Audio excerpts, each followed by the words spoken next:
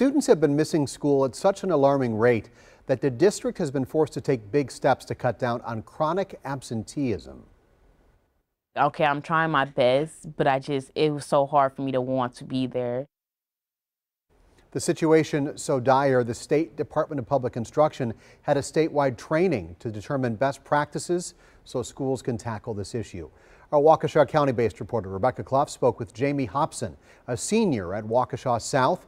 Jamie knows the situation all too well because she was at risk of chronic absenteeism.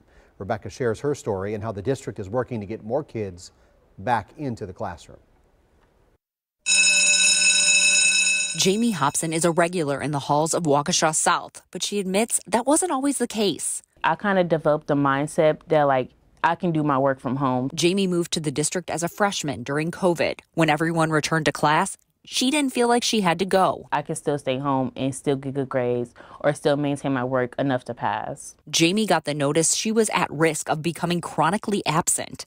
That's when a student misses 10% or more of the school year, roughly 18 days or more for any reason, even if they're sick.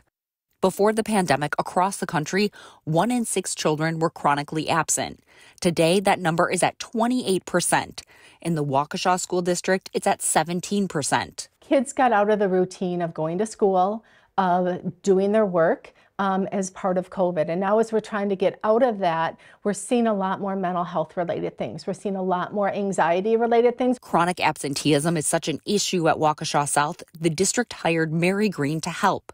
She found in addition to post-pandemic mental health issues, students are also struggling with a district-wide trauma. You add that in, and when you're talking about safety and security with students being able to come to school, like some of that safety and security was disrupted. From the parade attack? Yes, from the parade, yes. 4 students from Waukesha South's band were severely injured in the parade tragedy. Some students not physically injured suffered psychological trauma. We definitely are seeing a lot more students that have anxiety, that have worries, that have reasons why they're not coming to school that don't have to do with necessarily school, but their own mental health. Although Waukesha South's absentee numbers are going down, district officials say students of color are most impacted.